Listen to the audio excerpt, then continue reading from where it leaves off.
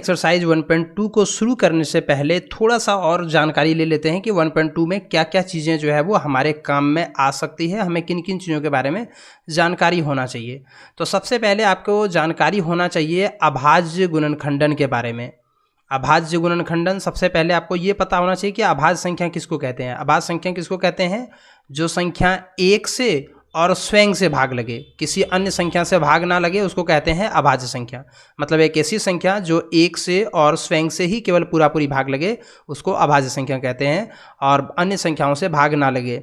जैसे कि 2, 3, 5, 7, 9 जो है वो भाज्य संख्या है। 11, 13, 17, 19, 23, ये सब जो है वो ये सब अभाज्य संख्याएं हैं।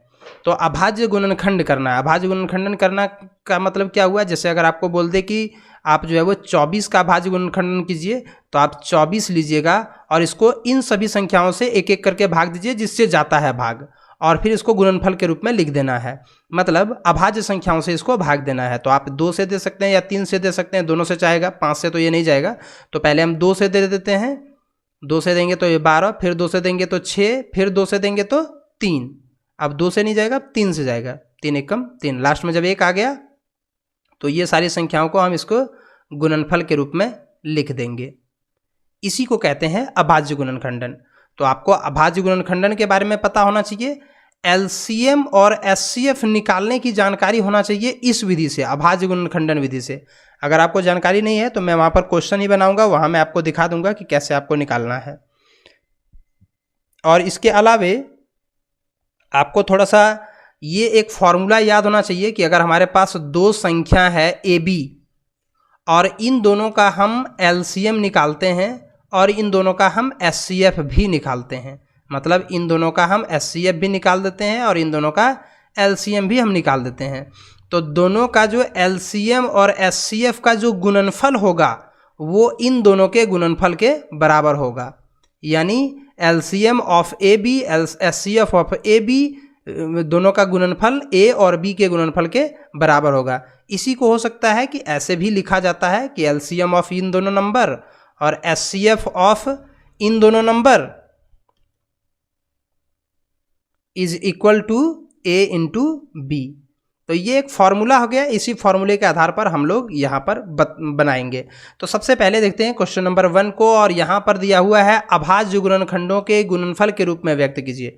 बहुत ही आसान क्वेश्चन है। 140 लेंगे और 140 को हम फटाफट जो है वो ऐसे इसको भाग दे देंगे। तो 70, फिर 2 से देंगे तो 35, अब 2 से नहीं जाएगा, अब 5 से जाएगा।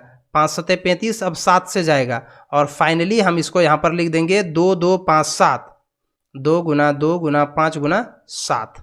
इसको चाहे तो हम ऐसे भी लिख सकते हैं, 2 का स्क्वायर 5 और 7। दूसरा 156, 156 को हम क्या करेंगे? ठीक इसी प्रकार से लेंगे। 156 को इसको 2 से भाग दे देंगे, 2 सते 14, 2 अठी 16, फिर इसको 2 से देंगे, 2 तिया 6, 2 नाम 18, अब 2 से नहीं जाएगा, 3 से जाएगा, अब 13 से ही जाएगा डायरेक्ट। तो हम इसको लिख देंगे 2 गुना 2 गुना 3 गुना 13। इसको इस सबको अगर आप गुना कीजिएगा तो फिर आपको इतना प्राप्त हो जाएगा। तीसरा देख लेते हैं 38, 25। 38, 25 को अगर हम करेंगे तो 5 से, फिर 5 से,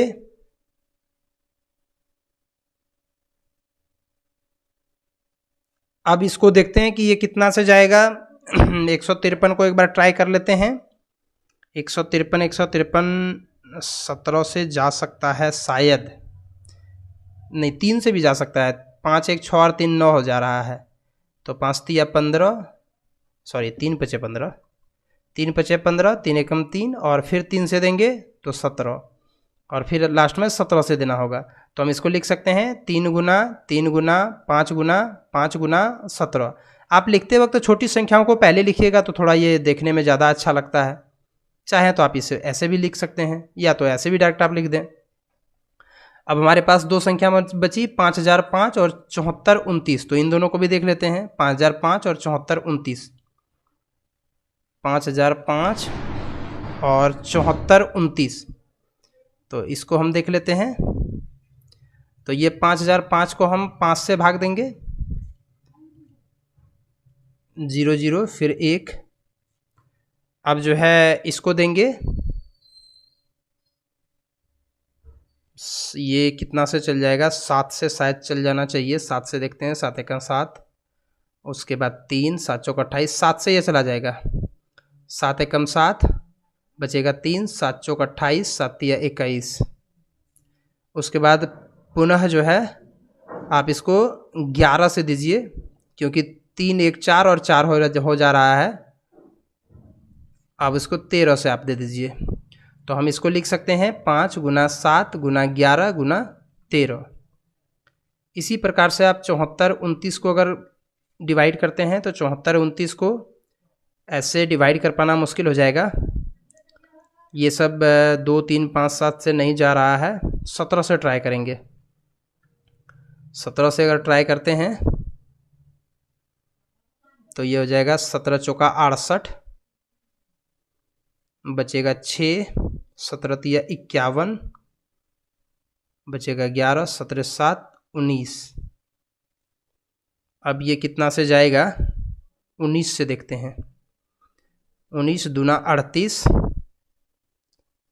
उसके बाद 38 5 बनेगा और 57। अब की बार 23 से देना होगा, 23 खुद एक अभाज्य संख्या है, तो 17 19 23, 17 19 और 23।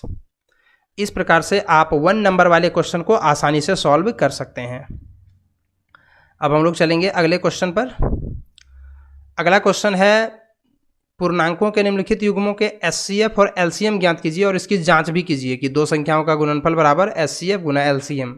मैंने जो अभी बताया था, HCF of A B, LCM of A B, दोनों का गुणनफल जो है वो ए गुना बी के बराबर होता है। वो चीज़ आपको जांच भी करना है यहाँ। तो सबसे पहले हम क्या करेंगे, इन दोनों का एलसीएम एचसीएफ निकाल लेते हैं। और एलसीएम एचसीएफ जो निकालना है वो इसी विधि से निकालना है, मतलब अभाज्य गुणनखंडन विधि से। तो अभाज्य गुणनखंडन विधि से कैसे निकलता है वो आप देख लीजिए। 26 को हम अभाज्य गुणनखंडन करेंगे, आप रफ में कर लीजिएगा, मैं इसे ऐसे ही कर लेता हूँ। और 91 का भी हम अभाज्य गुणनखंडन विधि से इसका गुणनखंडन करेंगे, तो 7 गुना 13। अब आप देख सकते हैं कि यहाँ से HCF जो आएगा वो 13 और LCM जो आएगा वो, देखिए HCF उसको कहते हैं जो दोनों में मिल जाए, तो दोनों में क्या मिला 13, तो HCF हो गया 13। और LCM उसको कहते हैं जो मिला और जो नहीं मिला।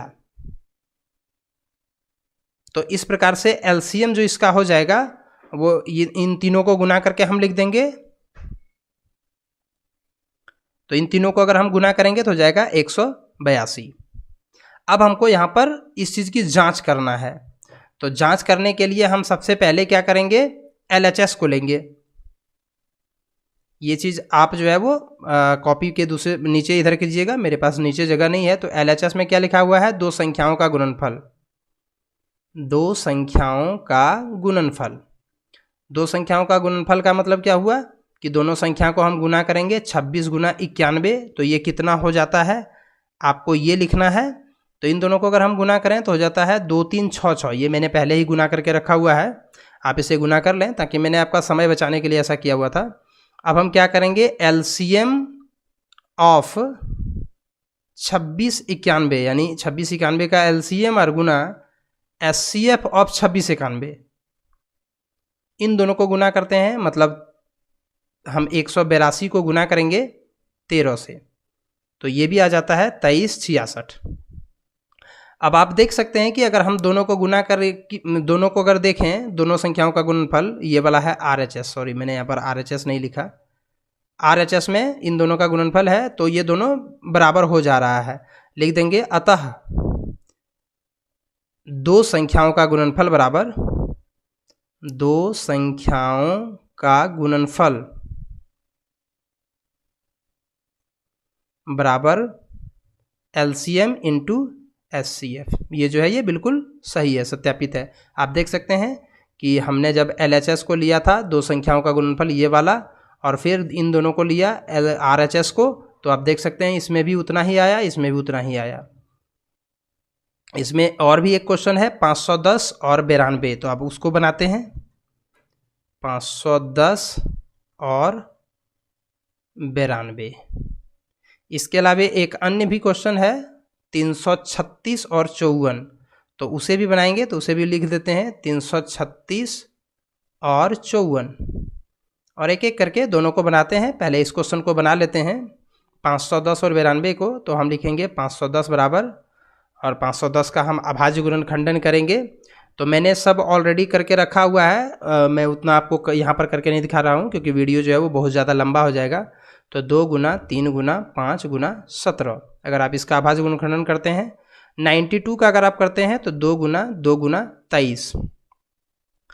अब यहाँ पर आप जो है वो ये चीज़ देखिए कि इन दोनों में क्या मिल रहा है, केवल एक दो मिल रहा है, मतलब केवल यही वाला मिल रहा है, बाकी कोई नहीं मिल रहा है। तो HCF वही होता है जो मिल जाए, तो HCF इसका क्या हो गया 2। LCM क्या हुआ, जो मिला और इसके अलावे जो नहीं मिला। तो कौन कौन नहीं मिला, ये नहीं मिला, ये नहीं मिला, ये नहीं मिला, ये नहीं मिला, ये नहीं मिला। तो जो जो नहीं मिला उन सबों को लेंगे। अब आप यहाँ पर देख सकते हैं इन सबों को अगर हम गुना कर देंगे तो ये गुना काफ़ी ज़्यादा हो जाएगा, 23,460 हो जाएगा, 23,460। आप इसे रफ में जो है वो गुना कर लीजिएगा।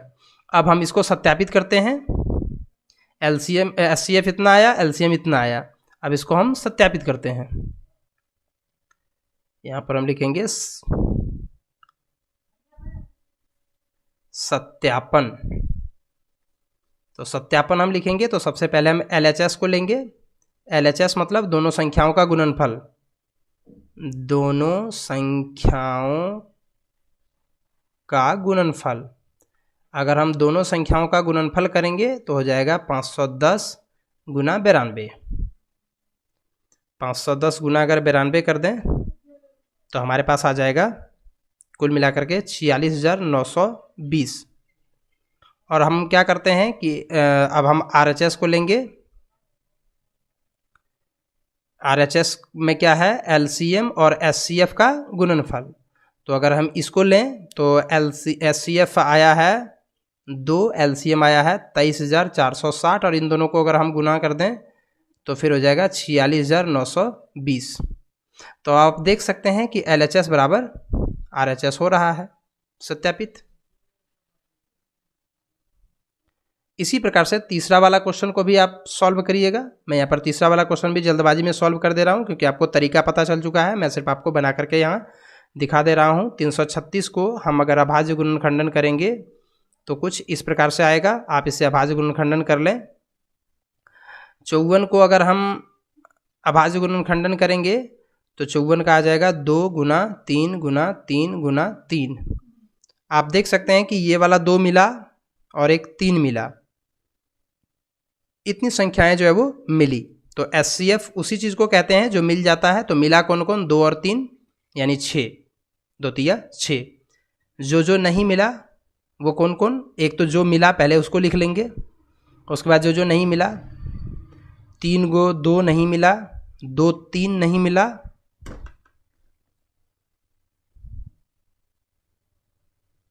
और इसके अलावे एक 7 भी नहीं मिला।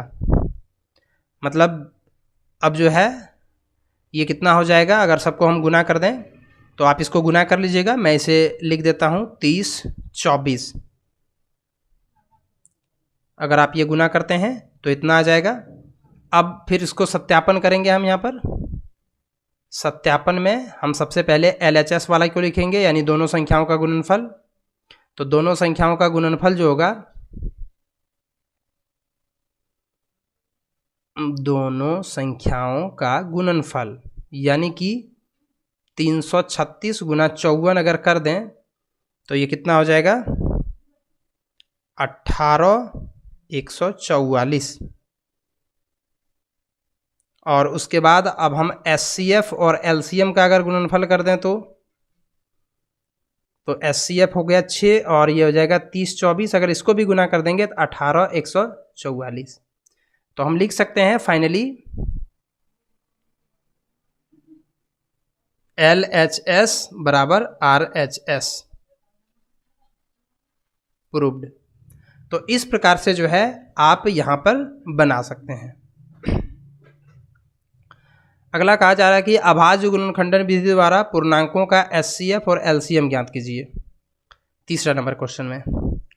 तो इसे भी देखते हैं। सबसे पहले 12, उसके बाद 15, उसके बाद 21, इन तीनों संख्याओं का एचसीएफ एलसीएम निकालना है।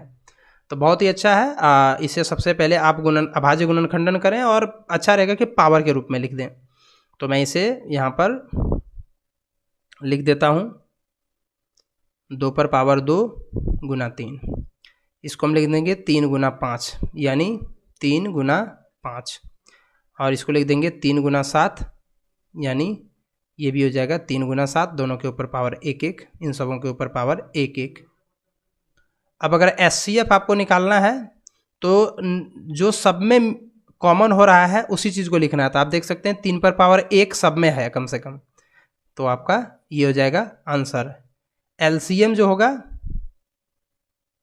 एलसीएम जो होगा जो सब में मिल रहा है, जैसे 3 सब में मिला, 2 पर पावर 2 सब में नहीं मिला, 5 और 7 सब में नहीं मिला, तो इन सबों को अगर हम गुना कर देंगे तो हमारे पास आ जाएगा 420। इस प्रकार से आप इसे बना सकते हैं। इसी प्रकार से 17, 23 और 29 इसका बोला जा रहा है, तो इसको 1 गुना 17 कर दीजिए, 1 गुना 23 कर दीजिए, क्योंकि इसमें कुछ भी जो है वो डिविजिबल नहीं है। तो एचसीएफ क्या होगा, 1 कम से कम सब में मिल रहा है। वैसे भी अगर कुछ ना मिले तो आप समझ लीजिए उसका एचसीएफ 1 है। और एलसीएम का मतलब हुआ कि तीनों को आप गुना कर दीजिए, एक को लिखें ना लिखें कोई फ़र्क नहीं पड़ता। एलसीएम जो हो जाएगा वो 11, 3, 3, 9, आप इसे गुना करके लिख दीजिएगा। अब जो है वो 8, 9 और 25। अब इन तीनों को देख लेते हैं। इसमें भी कुछ कॉमन नहीं हो रहा है, लेकिन फिर भी हम लिख देते हैं 2 को 4 बार, 3 को 2 बार और 5 को 2 बार। कुछ भी तीनों में नहीं मिल रहा है, तो एक तो आगे में लिखना पड़ेगा सबके, क्योंकि जब कुछ नहीं मिल रहा है तो एचसीएफ बराबर 1। एलसीएम जो है वो सबको आप सीधा सीधी गुना कर दीजिए, इसको क्या गुना करना, सीधा सीधी यही गुना कर दीजिए, क्योंकि मिलना तो कुछ नहीं है। तो 8, 9 और ये 25 को अगर हम गुना कर देंगे तो हमारे पास आ जाएगा 1800। तो फाइनली जो हमारे पास आ जाएगा वो इतना हो जाएगा हमारा एलसीएम। तो इस प्रकार से हम 3 नंबर के सवाल को सॉल्व कर सकते हैं।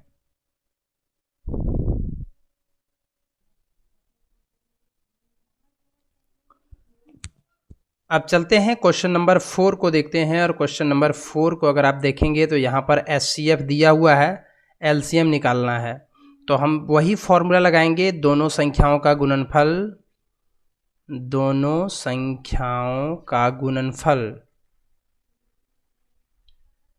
बराबर एचसीएफ गुना एलसीएम। दोनों संख्याओं का गुणनफल मतलब 306 गुना 657 बराबर एचसीएफ जो है वो 9 दिया हुआ है, एलसीएम नहीं पता। तो अब हम क्या करते हैं कि यहाँ पे जो है इसमें थोड़ा सा 306 गुना 657 करते हैं, और एलसीएम और ये 9 जो बराबर के इस पार में है, जिसको जब उस पार में ले जाएंगे तो ये डिवाइड में चल जाएगा, यानी भाग में चल जाएगा। फिर 9 से यहाँ जो कटने वाला होगा उसको कटा देंगे। तो इसको देख लेते हैं, 6, 5, 11, 7, 18, ये 9 से कट जाएगा, तो 9 से इसको कटा देते हैं। 9, 6, 54, 9, 7, 63, 9, 3, 27। तो एलसीएम जो होगा वो 306 गुना 73, यानी एलसीएम जो हमारा होगा वो इन दोनों को गुना करके हम लिख देंगे, जितना होगा उतना हमारा एलसीएम होगा। तो हम इन दोनों को गुना करके रखे हुए हैं। हम यहाँ पर देख लेते हैं, इन दोनों का जो गुणनफल होगा वो 22, 33, 8 इतना होगा। तो इस प्रकार से जो है आप इसे निकाल सकते हैं इस फॉर्मूला के माध्यम से। तो 4 नंबर का क्वेश्चन हो गया। अब हम चलते हैं 5वें नंबर क्वेश्चन के ऊपर। 5वां नंबर में पूछा है कि क्या किसी प्राकृत संख्या n के लिए 6n अंक 0 पर समाप्त होगा। मतलब 6 पर अगर हम कोई भी पावर रखें तो क्या वो 0 पर समाप्त होगा, देख लेते हैं। 6 पर पावर अगर 2 रखते हैं तो 6 के 36, 6 पर पावर अगर 3 रखते हैं तो 6 के 36, और फिर 36 216, मतलब 6, अगर हम कोई भी पावर रखें तो इसका जो अंतिम होगा वो 0 पर समाप्त नहीं होगा। और आपको मैं एक चीज़ बता दूं कि किसी भी संख्या पर अगर 0 पावर रहे तो उसका मान 1 होता है, ठीक ना। तो आप कोई भी मान अगर n का रखेंगे, और वैसे भी n यहाँ प्राकृत संख्या रखने के लिए कहा गया है, पूर्ण संख्या रखने के लिए कहा ही नहीं गया है, मतलब ये होगा ही नहीं। 6 पर पावर 1 2 3 4 कुछ भी रखें तो कोई भी मान अगर रखेंगे तो अंक 0 पर समाप्त नहीं होगा। तो हम यहाँ पर लिखेंगे 6 टू दी पावर n में n का मान कोई भी प्राकृत संख्या लेने पर, कोई भी प्राकृत संख्या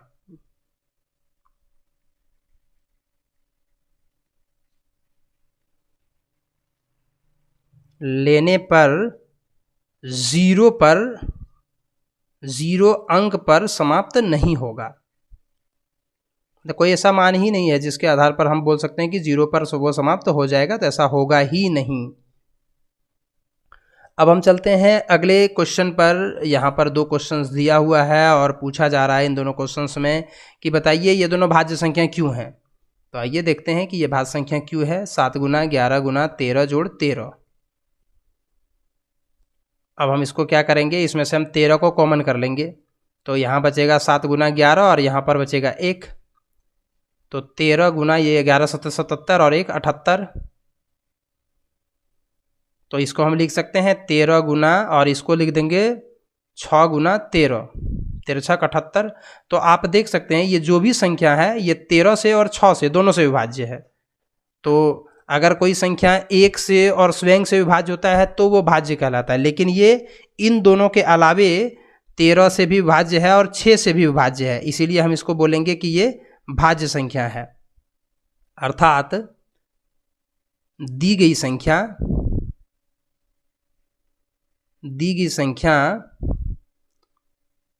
1 एवं स्वयं के अलावे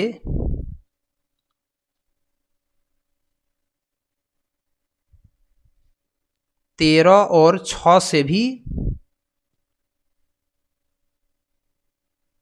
विभाज्य है, अर्थात यह भाज्य संख्या है। मैंने पहले ही बताया था चैप्टर को शुरू करने से पहले कि अभाज्य संख्या किसको बोलते हैं, जो 1 से और स्वयं से भाग लगे, लेकिन ये आप देख सकते हैं कि 13 और 6 से भी भाग लग रहा है, इसीलिए ये भाज्य संख्या है। ठीक इसी प्रकार से हम इसको भी बनाएंगे।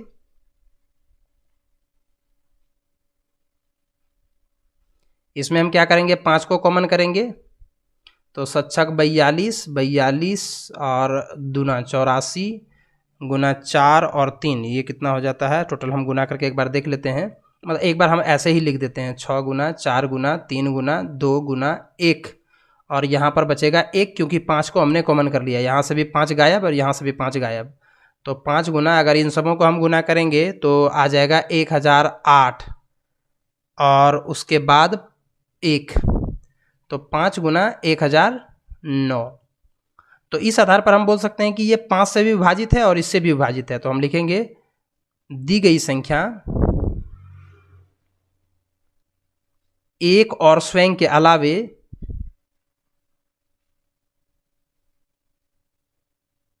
5 और 1009 से 1009 से विभाजित है, अर्थात यह भाज्य है, इसीलिए यह भाज्य संख्या है। अब इसी प्रकार से हम लोग चलते हैं अगला क्वेश्चन बनाने के लिए। किसी खेल के मैदान के चारों ओर एक वृत्ताकार पथ है और मैदान में चक्कर लगाने के लिए 12 मिनट और 18 मिनट का समय लगता है। सोनिया को 18 मिनट और रवि को 12 मिनट का समय लगता है। एक ही स्थान से दोनों चलना प्रारंभ करता है, तो फिर कितने समय के बाद वे लोग प्रारंभिक स्थान पर मिलेंगे। तो हम क्या करेंगे, 18 और 12 का एलसीएम निकाल देंगे।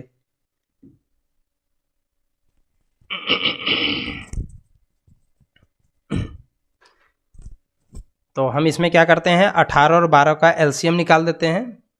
तो हम लिखेंगे 18 और 12 का एलसीएम। तो